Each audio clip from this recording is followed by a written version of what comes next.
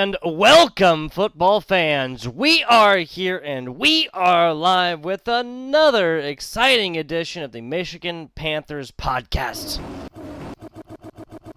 Gotta get a couple more of those in there for the people. For the people. Oh, it was an exciting week. It was an exciting week. We got another banger episode coming at you, but I know what you are thinking. Who is that mustachioed man screaming in my ear about spring football? Well, I'll tell you. You ever made out with a tugboat? I'm FBI Tugboat. I am a caster, announcer, host, interviewer, and a bunch of different things. I wear many different hats. The hat I'm wearing today, because I am not restricted to my career, even as much as I love it, is of host of a spring football podcast. Without further ado, let's get on into it, because, your boy is casting Halo all freaking week, and he's not going to get to watch one single second of any of these games. So, hey, but that's the situation I put myself in, right? I love what I do. I absolutely love what I do. Some weeks you just got to do stuff like this weekend. That is a-okay. Without further ado, transitioning. Our topics are wonderful, beautiful topics. Keep me in line, hopefully. News. Yes, news. It's not just written down on paper and sold by 8-year-olds on the street corners in New York City anymore. We are looking at a couple of really interesting developments here for Week 10. I gotta say, Week 9 review. In standout stats, we'll be doing our Player of the Week. If you know the Michigan Panthers squad at all, you probably know who that man is. Then we'll be doing our Week 10 preview. The preview of not just of like the Week 10 being a preview of the USFL Championship. I almost messed that up. Again. Hate it. Okay, because I completely messed that one up. Let's say the beauty of editing, right, people? Let's watch this. Jesus Christ, I'm sorry. Alrighty, lock that so I can't mess it up again, right? There you go. Alright, let's take a look at this. From the beginning. Year one in Legacy USFL. So here we go into the final week of the regular season, and we've got another 1-8 matchup. This time it is the Houston Roughnecks versus the Memphis Showboats. So just like we did back in year one of Legacy USFL, we're not going to give you the first pick of the draft. You're going to have to earn the first pick of the draft. So on Sunday, in the final game of the regular season, year one of the UFL, and this battle is for not only the number one overall pick, but you'll also have that first pick in every round of the draft. So make sure you tune in Sunday night. This is going to be merit-based. We're not giving anything away in the UFL. You got to earn it. Merit-based. Sunday night, Memphis Showboats, Houston Roughnecks. A lot of stuff on the line and getting ready for year two. Come join us. Indeed it must.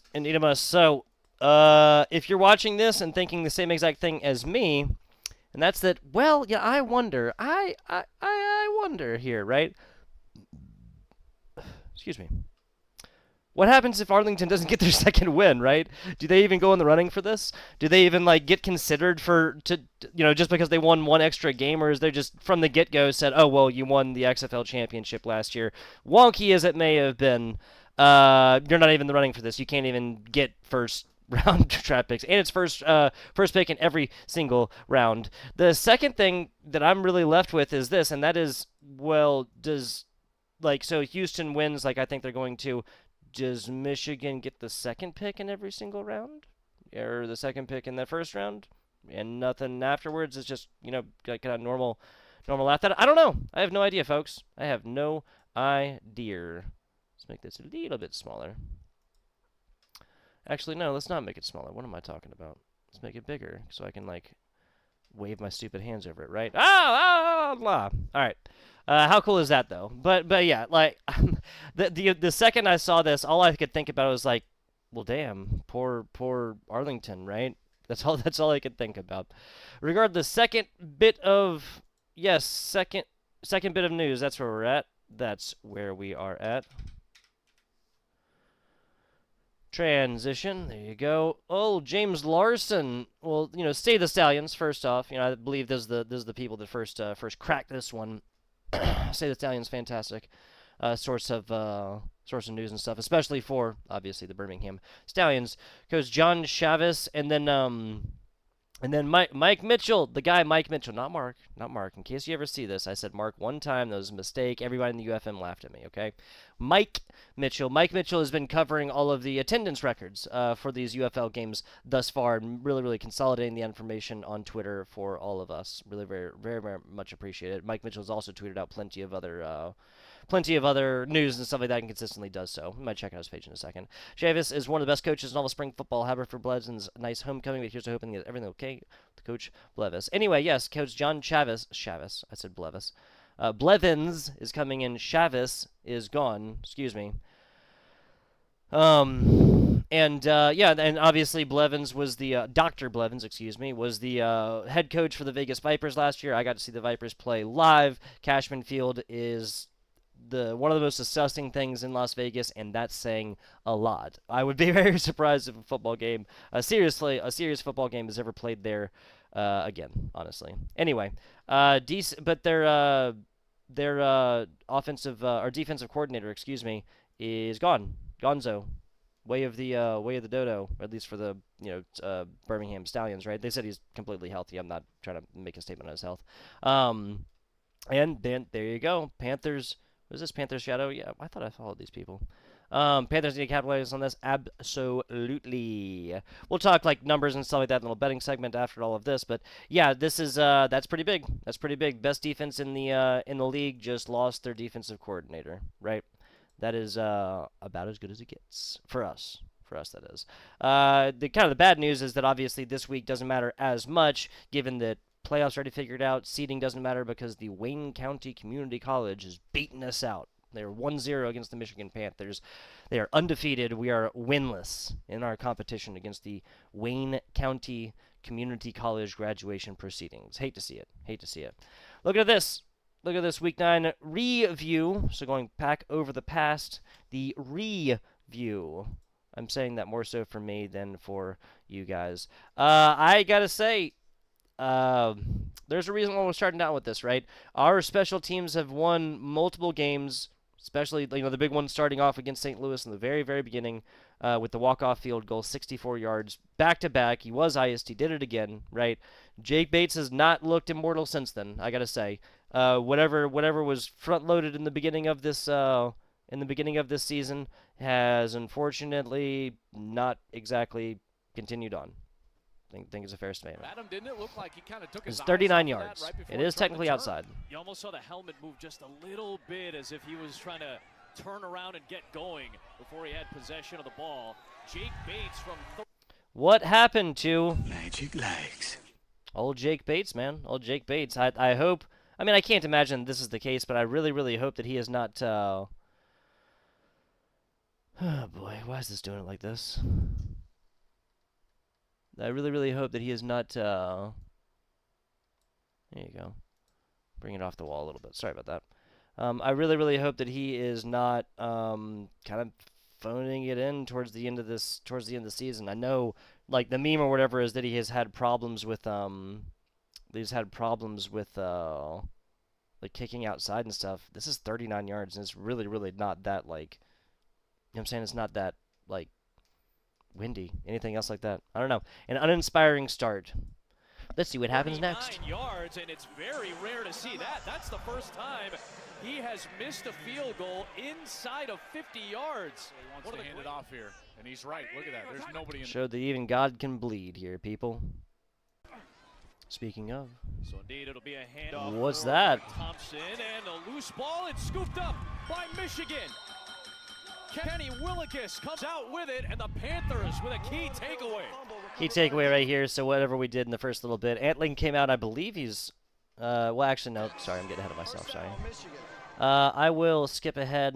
Saw a little bit here. Oh, nope, sorry. I believe that was Gibbs, 90, yep, sorry. Who's hitting because Thompson. This is this turns into something Gibbs, interesting. Who makes the initial contact. It definitely looks like who picked where he actually lost control of that. And you can see Willikis, he did come up limping because right at fantastic the end, stuff. Got that ankle kind of rolled up on. So against the loaded box, this is rolling out, looking, throwing, watching this was so dangerous, so dangerous. You'll see what happens. It looks like an inner. Out of bounds right there, right foot out so they of talk bounds. about it.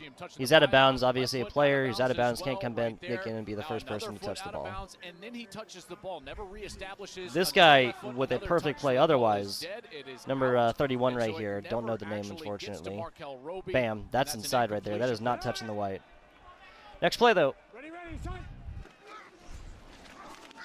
Right up the middle. So McCrary Almost up the there. middle, and he moves game in 3 Little weeks. first down action. And sheds the tackle in the beginning. Guy gets up slow because he knows exactly what he did. McCrary touchdown. But, hey, we are looking at a situation where Nate McCrary, the running back, coming forth here. Really taking up the mantle. Wes Hill's out, right? And, you know, old 2-5, right? Colburn can't do it all by himself. I'll let you guess what happens next here in a one-point conversion, though. This is not a flag, and I mean that's relatively, you know, little dicey on the coverage right there, but it is no flag and no extra point conversion. Crazy stuff. A failed conversion and a Bam. Jeffrey Johnson slapping the deck. The Zetling right here, perfect. Oh wait, no, that's the INT. Excuse me. Throws the interception. It is picked off by DeWan. I went too far. Ball field.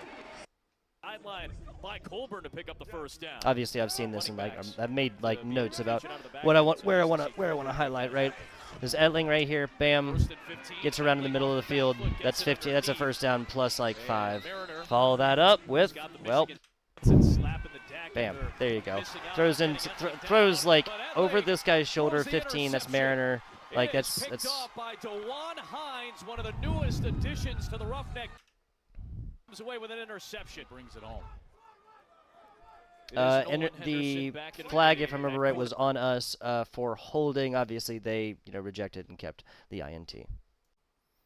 After the INT, of course, we're looking at a Houston team gets the ball back, see how they do with it. This is a really dumb that was a really dumb hurdle attempt, by the way.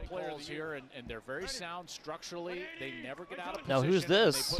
Who's this? Offense. That's Nolan Henderson. Henderson to start this quarter, and a strike to Justin Hall, and there's the speed of Justin Hall. He's gone. Gotta give it to him. Touchdown Houston, and the Roughnecks take the lead. Brutal, brutal, brutal. Henderson comes in, looks fantastic. That's his second pass, by the way. Second pass. Like the formation here from Houston. Eric Price, the offensive coordinator, gets into a bunch set.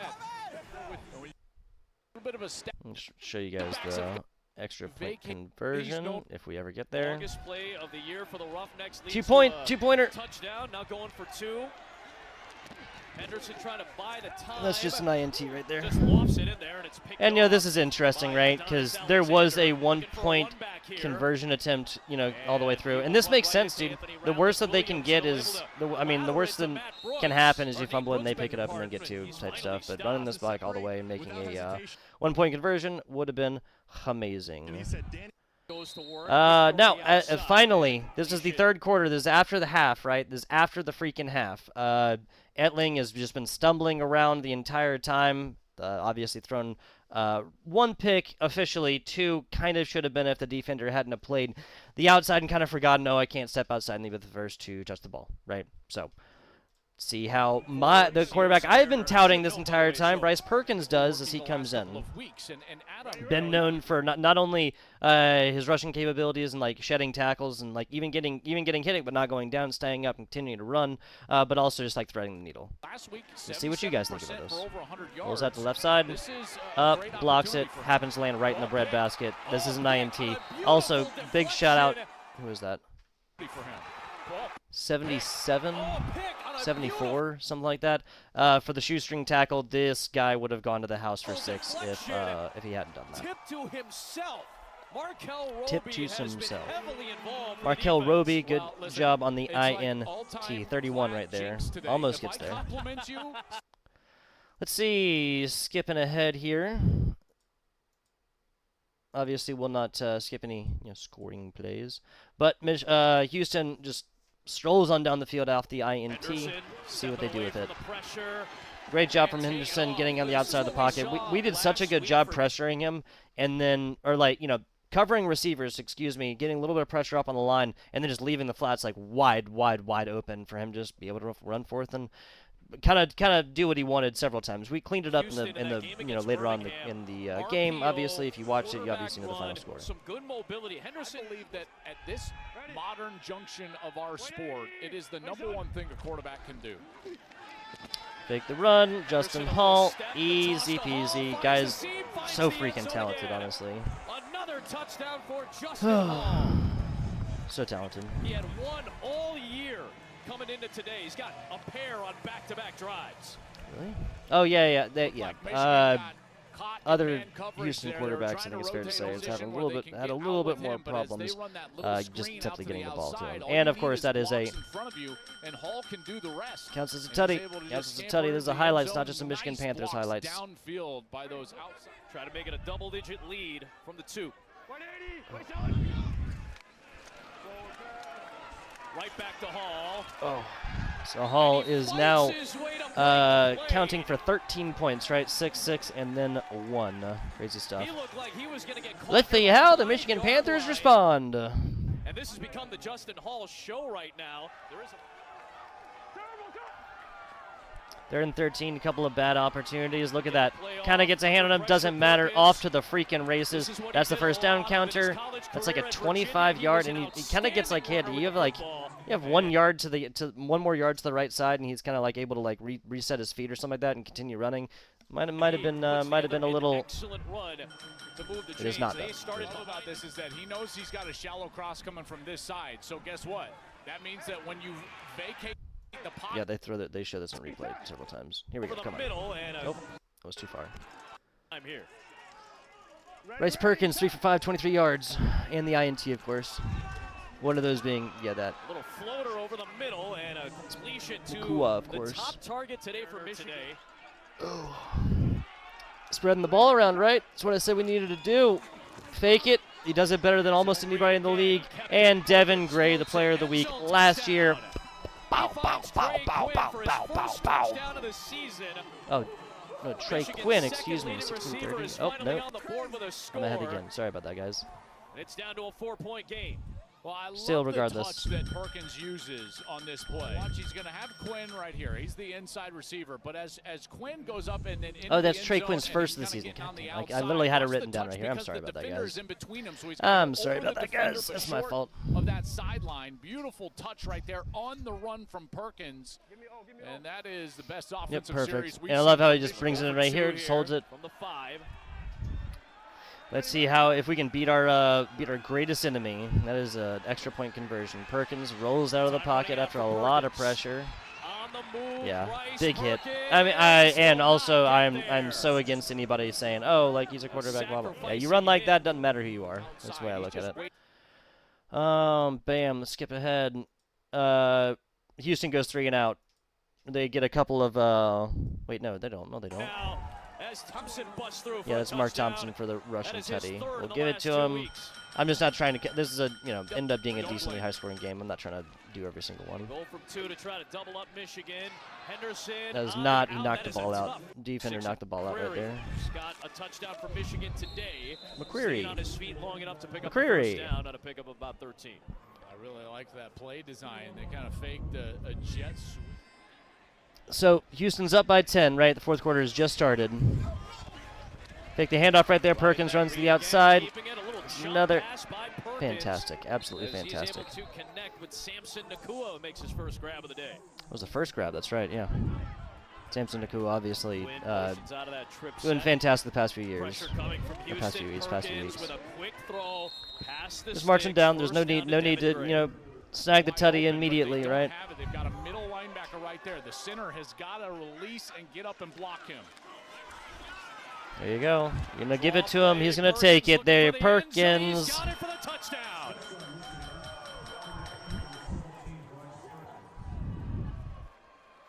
Well, let's see if we can do it. Let's see if we can do it. It's such a crucial number, right? Come on. 18 to 22. Tossing right inside. Cole Hicatini. That's points on the board. I'm not going to do the thing again, though. Players on the field so far here in this second half. All right, and now we get really into it. Okay, so bam, this is. There you go. This is the play of the entire game. Bryce Perkins back here. What, 7 minutes left? Us down by 3. Let's see what they do with it. Good plays by Michigan. Trying to rally Michigan after trailing by double digits twice in the second half. Oh my, what's that? Throw slant and another interception nearly instead coming Even out with the it commentator was thought it was an Mariner. He interception. This is ripped it fair. away from the Sayusi defender. Mariner, what an absolute dog. Like, Jesus. This is so beautiful. They're gonna replay it. Don't worry, guys. Catching down. It's gonna be third down, right? They're only on the field. It's a complete pass. Look at this. He's got it. Doesn't let it hit the ground. Mariner rips it out. Hits the ground. I believe he's down right there because he's like touching him while he's while he's on the ground. Just saved the possession and maybe the game for Michigan. Look at that. So left, incredible. and then the left hand comes and just rips it into like he's kind of cradling it in his like stomach almost. That is Even if this was an incomplete, if he rips it out and causes the incomplete, I would be happy with this. He actually makes the catch though, like insane, absolutely insane. He's got the tug out right there. Little tutty action, little Nate McCreary. Oh no, it's not Nate McCreary. It's Bryce Perkins for number 2. That definitely deserves one. So we have we have Perkins for 2, Nate McCreary with 1, Cole Hicatini on the conversion, and Trey Quinn, excuse me, for his first tutty. Oh, excuse me, of the year. Line on this before game was -4. Up and in, it's Cole Hicatini yet again. And he hauls it in. Fantastic stuff. Fantastic stuff. That makes it a 4-point lead, a crucial conversion with 3.5 to go. It is crucial, and so this is just. I mean, yeah, it's just math at the end of the day, but this is pretty smart by Mike Nolan, right? Coming in and realizing that, especially with the kickoff rules and stuff like that, it's a lot easier to go for it than just get into good field goal position and nixing that ability, right? Relying on your defense, relying on Michigan to get a stop here with only a couple minutes left, and also Houston, Curtis Johnson have just blown a whole bunch of their timeouts. This is a song sung 1,000 times over, and if you're a Houston Roughnecks fan, just timeout management, not exactly a focus of Curtis Johnson for some reason. This is them marching down the field, tries to get there. Not going to happen. 3rd and 17, fantastic first down. They get down under the 2-minute warning. A lot of pressure. Henderson tries to find it through the air, cannot find the first down.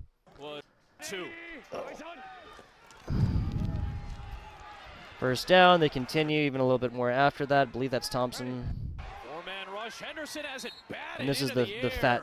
Oh, I thought that was the fat sack. Look at this guy. Do you see this? Jesus. Like boy's size at least belongs in the NFL. There's short passes. Tries to get to the outside, and I think does. And so that's going to stop it for a couple of seconds. This should be. See, this is what I'm talking about. He goes to the outside, and then it just starts. It really seems like the timing, whoever's controlling this clock here, some teams, they do not get, nice kind of preferential calls or whatever else like that. And some teams, as long as they need for those chains to reset, for them to move, it seems like it's 5-6 seconds for other teams when they run outside. Other teams, it's like 8 or 9. Whatever. Also, there's the League of Comebacks, right? And they want that. They want. You know what I'm saying? They want clips and highlights and people dumbing out and all other stuff, right? I'm not against it. Barely gets it off, and well, you see what happens there. That's Palmore right there, 97. Oh, and he slips. To be fair, this is kind of not his fault. This was a very wet field, and players were slipping all around the ground like consistently.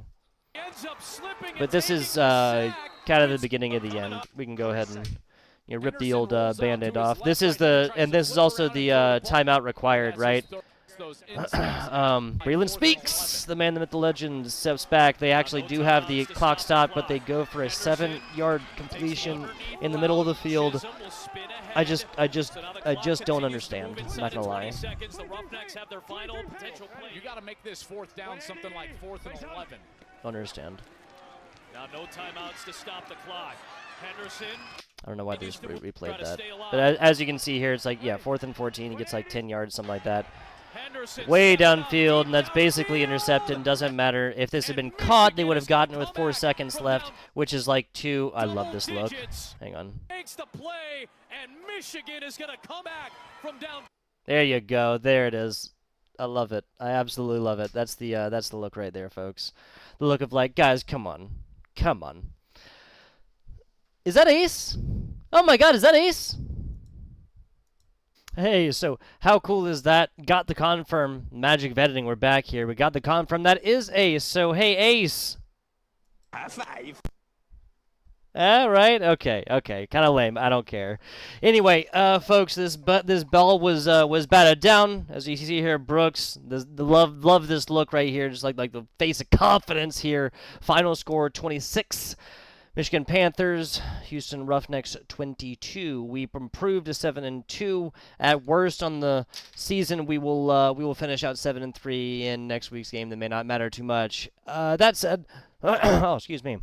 That said, let us go back to topics here. Yes, so we're looking at now standout stats. Standout stats. Yes, sir. Bam, we can go ahead and close that and close that. There you go. All right, bringing this one up and back over here. Standout stats. Bam.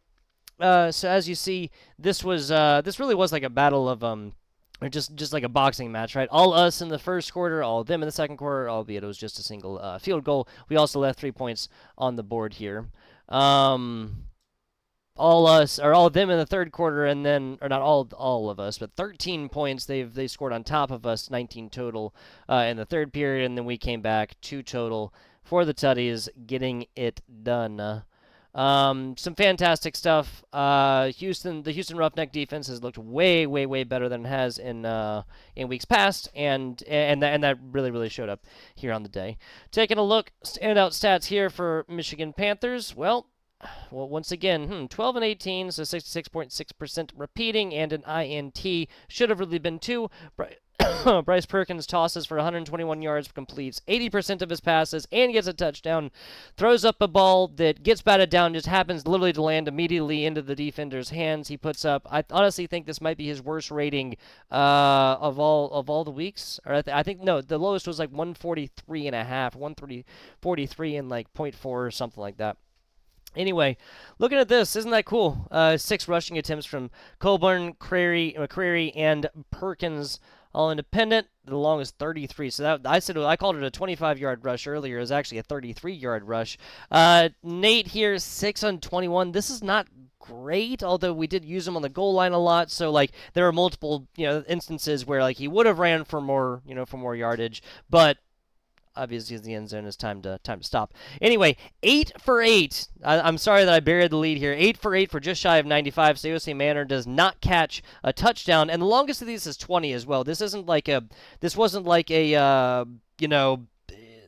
7 catches for like 55 yards or something like this, and there was just one of them that he busted off for a 40-yarder. Now the longest was 28. Absolutely love it. Devin Ross only dropped 1. Trey Quinn only dropping 1. Matt Colburn, the running back, getting involved in the receiving game as well. Devin Gray, after last week, I got to say, only targeted 3 times. A little bit surprising, but look, there's literally not one player. I don't know why this says. I don't know. This is inaccurate again. Damn it! What is wrong with this? We watched Cole Hicotini take several. He got both extra point conversions in the second half, right? I don't. Maybe this is just maybe this is not counting like special teams or something like that. Cole Hicotini caught was targeted at least. I think 3 times an accurate amount of targeting, but he caught 2 of them in the end zone for extra points. Any hoodles, doesn't matter. Let's see. They really bet up to 11 penalties for 96 yards is just is insanity. Or no, yeah, for us. We just really shot ourselves in the foot on that one. Even I believe we started out great. We started out the least penalized team in the league. Now I would be surprised if we are not seventh or eighth on that one. Third downs at 5 and 9. I'd like this to be a little bit better. I'd like this to be more like an 8 and 13, something like that. Total play is about as even as you get. Obviously, an extra yard and a half per play is much better. And bam, right here, right. The sacks here were absolutely fantastic. 4 sacks for 39 yards. We did not give up a sack here. All of our tackles for losses as well were 4 sacks. How cool is that, right? Fumbled the ball once, but did not lose it. We forced the fumble against them and then took it. We had 2 turnovers. Those are the INTs and got points off the back. I believe that was just the one of them turned into. We got 2 turnovers, 2 interceptions, right? And then one of them was a touchdown for the 8 points. I'm not sure how the math would work there otherwise. Any hoodles. Some fantastic stuff. Just a transition back. Player of the week, hands down, going to be Breland Speaks. We can look at defense here. Bam. 6 total tackles, 4 solo, and 3 sacks. Got 4 total tackled for losses. Absolutely crazy. Got a pass breakup in there as well. They really were not chucking the rock too much.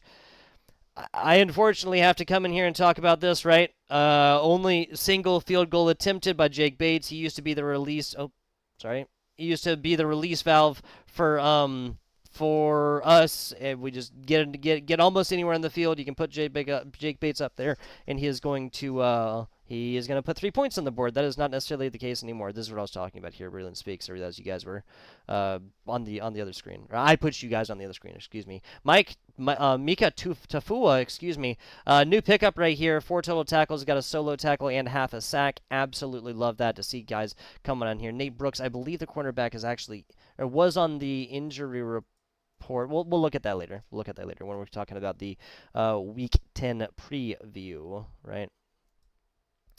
Let's see. Standout stats. Here, this is the scoring that I was talking about. It's so crazy. We attempted the field goal at the same distance and missed it, but the one that they made. Anyway, yeah, it says right there, by the way, pass caught by Cole Hicatini. There must just be something wrong with these again. Net rushing yards, fantastic. Another 11 yards on top of them, for 2 less attempts is good. Nothing to really write home about. It's the passing yards that really, broke this one out. This is what, about 70 points? Yeah, 70 points, 73 points, or 73 yards, excuse me, difference right there. And the big one came right here. 24 for 33, even though, yeah, 5 of those, 6 of those missed were there. Twice as many, same amount of completions, half as many incompletes, and more yardage and a touchdown. I don't know what more we need, but Danny Etling is listed as the starter here. The only thing I can think of is that we're trying to let Bryce Perkins come in and save the game yet again. If we absolutely need to, or at least get Danny Etling the reps, because, Danny Etling would have to show me almost night and day differences between what he's been previously in the season and in this upcoming game to have me say that, oh yeah, he deserves the start in a game that matters over Bryce Perkins. Especially, dude, bam, man, right here. 6 for 76, 2 tutties. Take away ones that'd be 5 for 43 or something like that. That's still pretty damn good, right? And the way that he does it, and the way that he sells handoffs when they're not actually handoffs is better than any other. It is better than any other quarterback that we have. Let's look at the notes. What is this? Oh, okay, yeah. So this is just the various people there, various people involved. Looking back here, player of the week, yes, Breland Speaks, and let's go on into the preview, right? Birmingham Stallions total offense. Birmingham Stallions right here have dropped significantly here. I don't know how did this drop that low for us, this defense? Oh, it's going by total tackles? What a weird way by every other metric, we're closer towards the middle, right? Is that is that breakups, pass breakups? Yeah, middle of the road, forced fumbles, fumble recovered, no, I mean safeties really. We got like one of those. Yeah, we got one of those against Houston. Sack for yardage here, maybe? No, middle of the road as well. Interesting. Sack for lost yardage, maybe? Nope. That's such like a weird. That's such a weird aspect. Or yeah, I'm not trusting that. Let's go on over here. Total defense, and we are middle of the road. I could buy that at this point. Yards, and this is by yards per game, and the difference is 17 yards between us and first place. Right? Really, all of these. I would say all of these teams, the top four right here, there's really not a significant difference. Passing defense a little bit lower down there. Rushing defense number 2, they are number 1. Their passing defense is a couple spots higher than ours. Man, this used to be fantastic. This used to be great. Now we have one of the lowest field goal percentages in the entire league, and Jake Bates has kicked every single one. Inside and out, unfortunately, the Jake Bates magic just is not seeming like it's there as much. Taking a look at turnovers here. Yeah, we already went through this stuff. What I need is the media portal. That's right. Injury report is what I need.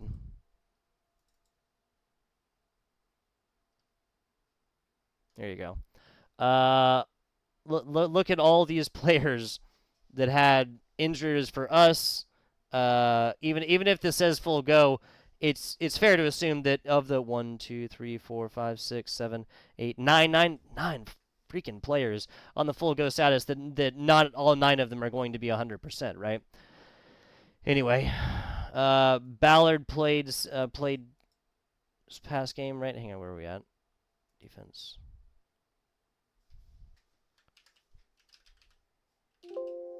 Yeah, Ballard didn't even play, right? Where's it at? There we go. Ballard, yeah. Where's that? There we go.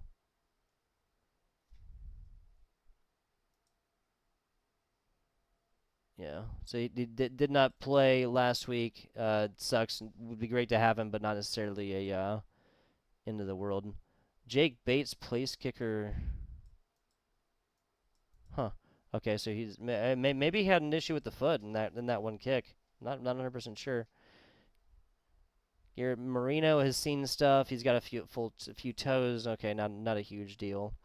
Kai Nakua right here, left hand, limited across 1, 2, 3 practices is not great, dude. Kai Nakua leading the league, or tied for the lead in the league for interceptions. Kenny, man.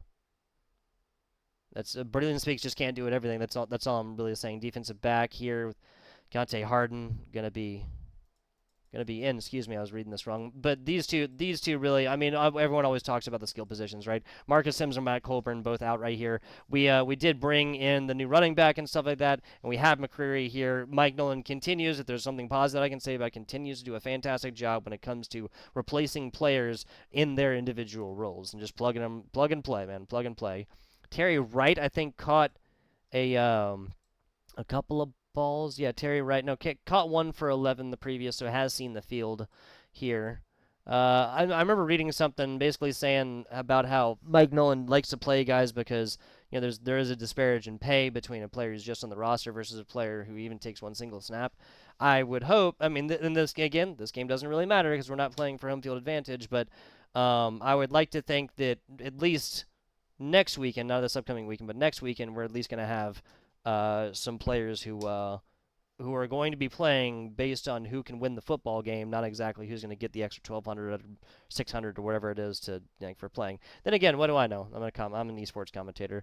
Walter Palmore, that was that big guy, big mother right there. He so didn't participate in limited and then full. That does inspire hope, given that they probably had practice today if it wasn't a full travel day, and obviously they'll have a little bit of time tomorrow to get up, practice a little bit, get on the field, and if there's an issue with Walter Palmore, that big old dude on defense, we will know about it.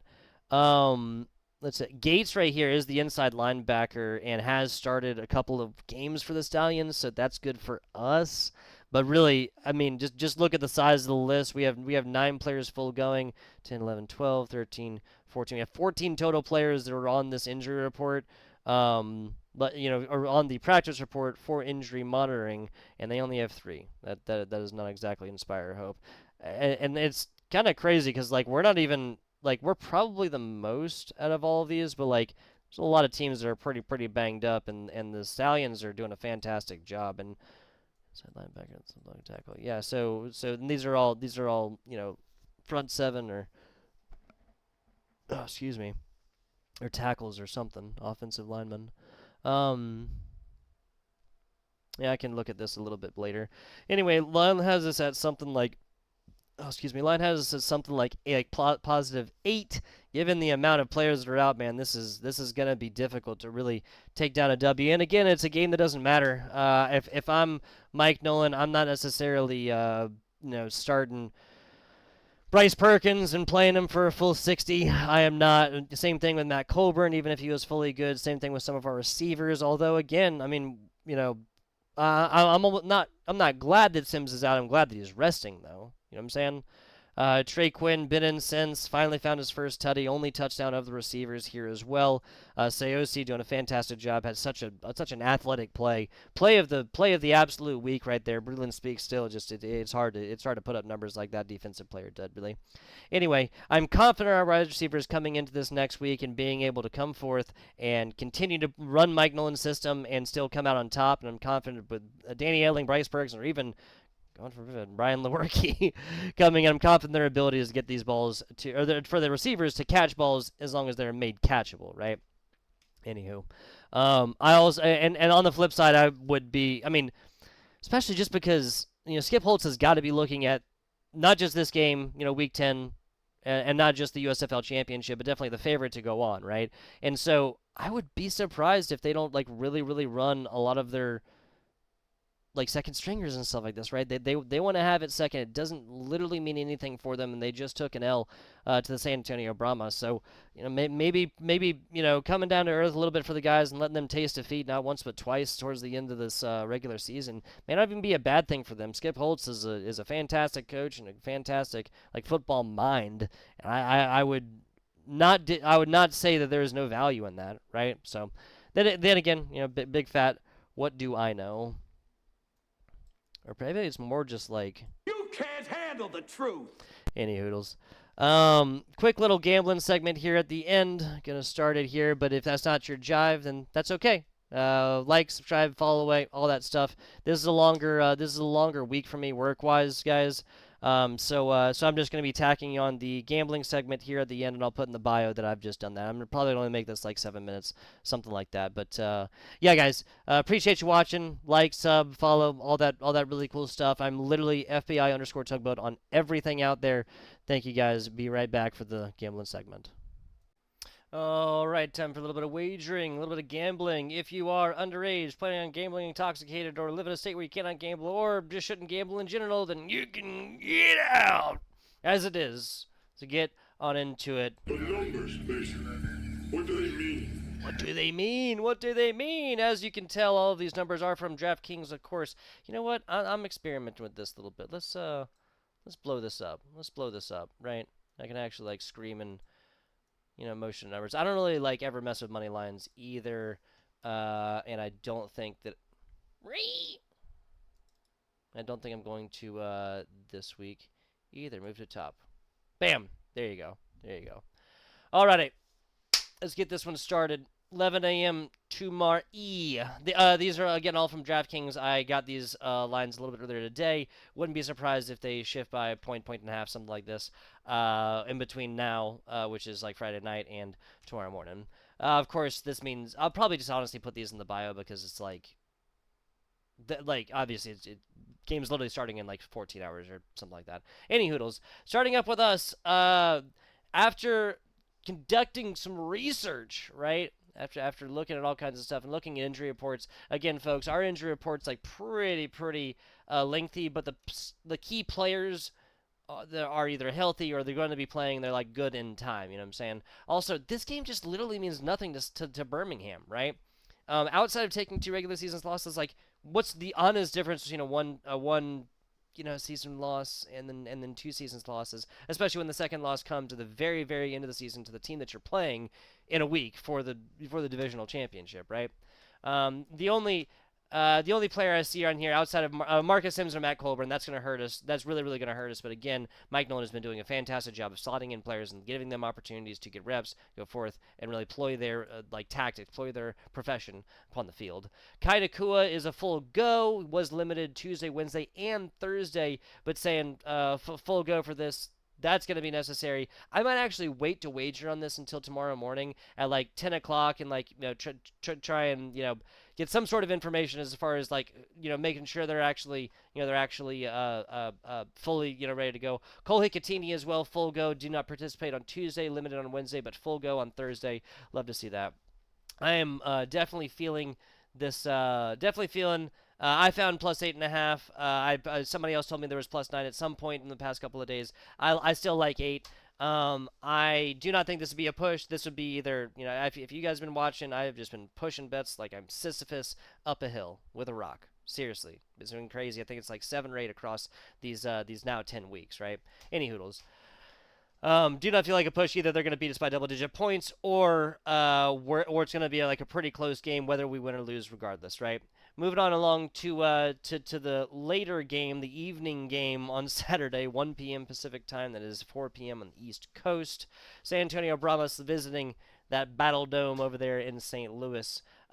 This is a number that has been inflated because of the amount of injuries here for the San Antonio Brahmas. This I feel a little bit less good about. In fact, I've already seen books jump up to 4 for San Antonio and whatnot here in Vegas. I am. Like every single thing that you see is like, oh, well, that's good for them, that's bad for them. Oh, San Antonio's only allowed 3 rushing touchdowns in the entire season. Oh, St. Louis might have AJ McCarron back. Honestly, I would wait to gamble on this until the flip card or whatever that the media outlets put out.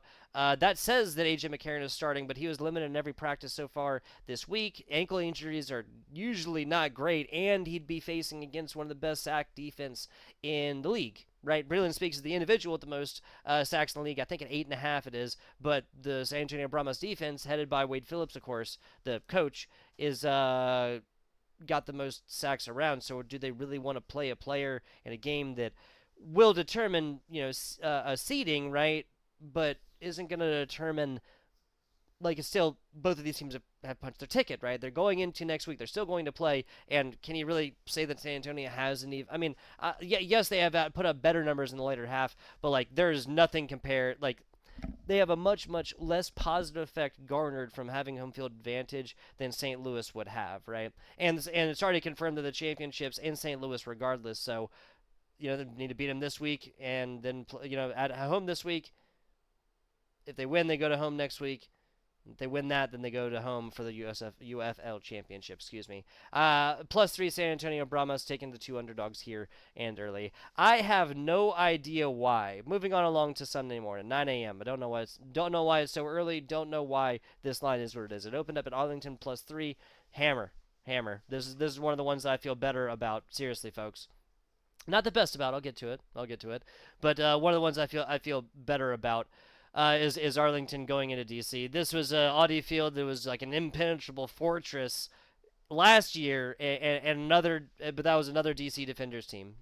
Straight up, just simply not the same. They have gotten savage there, honestly, so far. Also, this is the only totals that I feel good about taking. Once again, these odds are from DraftKings. Use whatever book, whatever best number that you got. So obviously, if you're betting the over here, then you want a number less than 46.5, unless otherwise you'd take DraftKings and stuff. Anyway, both these teams' defenses are actually absolutely terrible. This is going to be a shootout right here. Arlington +1.5. It opened up at +3. I already got it at that.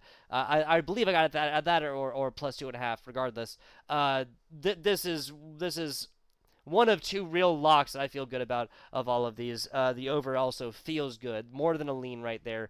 If we're talking about the first 2, I would say under 43.5. Yeah, under 43.5 and under 44.5, especially given the offensive playmakers so much here. And honestly, this entire game right here for San Antonio and St. Louis will be determined in the first quarter if A.J. McCarron either comes out and is well protected and gets some passes off, or he comes out and it gets hit a couple of times. Because again, ankle injuries are not just like, oh yeah, like just walk on your other foot, or just plant your other foot and get the ball off. Especially like A.J. McCarron's not exactly a mobile quarterback here, but you need that ankle for a lot of different things. This is I'm leaning here. I'm saying that that's just gun to the head where I'd go. I'm actually going to put money on over 46.5 here for Arlington, DC. Moving on along to the last game of the week. If you missed the first beginning part of the episode, much longer story short, TLDR. Daryl Johnson came out and said that the winner of this game here between these 1-8 Houston Roughnecks and the the 1-8 Memphis Showboats will get not just first pick in the draft of next year for the UFL, but also first pick in every round of the draft next year. Does that mean that the team that gets second, that loses this game, will get the second pick? I don't know, but they are giving them obviously something to play for. Unfortunately, that just doesn't really matter. I don't feel like Houston Roughnecks all day long. All freaking day long. Especially given that there's a couple offensive members here from Memphis that are injured. Let's take a look at this one. Jonathan Adams, also they have no players that are technically out, right? All these players are just probable. Jonathan Adams, Lee Morris, Jalik Lawal is the inside linebacker, is a full go. He also participated then. And all these people who are probable, by the way, I'll just say their names. Jerry Elder, the safety. Jonathan Adams, wide receiver. Lee Morris, wide receiver. Malik Lawal, inside linebacker, full go. Maximilian Roberts, full go. So I'm not talking about these two guys. T.J. Green, the cornerback. Troy Williams, obviously the quarterback, and Vontae Diggs, the inside linebacker, who's goated. All of these players were limited within practice and are listed now as probable. This reeks to me of putting a whole bunch of players up here on the injury report because you have to, and not distinctly saying 100% that are going, because that would be lying, because a lot of these players are not going to be going, and that's why you put probable. That's what this reeks of to me here for Memphis. Especially with Troy Williams out. Josh Love is honestly not bad, but it just doesn't matter. The Houston Roughnecks defense has done much better recently, and their offense will be getting a wide receiver back. The only bad thing I'd have to say against them, looking at injury reports, is that TJ Pledger IV is out. Of course, they have Mark Thompson, and they have Kirk Merritt, of course, and they have another running back there that has taken some of these. Players that are out: Isaiah Battle, Jai Nunn Liddell, the cornerback here, who's definitely out because it's kind of fun. I'm not funny, not laughing at injuries here, but it's kind of like humorous because you look at injuries like L shoulder, like left shoulder, right? Neck, concussion, stuff like this. Jai Nunn Liddell, the quarterback here for the Houston Roughnecks, has a chest, concussion, right elbow, and right wrist injuries. This player is not playing, okay? It's just a little bit of humor, I guess. I don't know. Anyway, I also feel great about the under here of 44.5. Memphis is basically just an offense, and Houston is basically just a defense. I don't see the Memphis Showboat defense stopping a decent Houston Roughnecks offense. I would honestly be surprised if there's like some solid points or equal points scored off of like special teams, or at least like something happening that gets them close enough so it's just like a field goal inside the end of the first half or something like that. So basically, this is like, I don't feel great about these. So these are leans as far as totals. Lean under 43.5, lean under 44.5. That's gun to the head, not necessarily taking it. Feel pretty good about the over 46.5 right here for the Arlington DC game. Feel pretty good about the under 44.5. Like, if this gets hit, it's going to be because Houston just scores like just a crazy amount of points. But it's -2, dude. It's -2. I'm going to stop thinking about it. Josh Love is good. Josh Love will be able to get this out. Josh Love will also throw picks to the Houston Roughnecks defense Sunday, excuse me. I would probably wait on this one as well until we get like the full depth charts and stuff like that for these teams as well. Just because there's been a couple of players on both of these teams. Really, I say this because the Houston Roughnecks, that like each week are kind of like wondering about whether or not they're playing, and they really could affect this. So I would say wait on the -2. definitely take the +1.5 for Arlington because that might continue to go the other way. It looks like just from other books, it looks like it's trending towards St. Louis here for this. So maybe wait until noon or something like that Pacific time to take this. But hammer the Michigan Panthers +8 because that's continuously going down. That's only going to get worse right there. Those are the picks. Michigan Panthers +8. Feel good about that. Leaning / feel decent about San Antonio +3, especially if you can get them at like +4 or something like that, because +3 just feels like a push, honestly. Feeling pretty damn good about Arlington Renegades DC Defenders, and feeling pretty good about the so that's +1.5 Arlington Renegades, and feel pretty good about -2. Also feel pretty darn good about. I might actually feel better about the total 46.5 over 46.5 here than I do about, say, the Houston Roughnecks game or even San Antonio Brahmas game right here.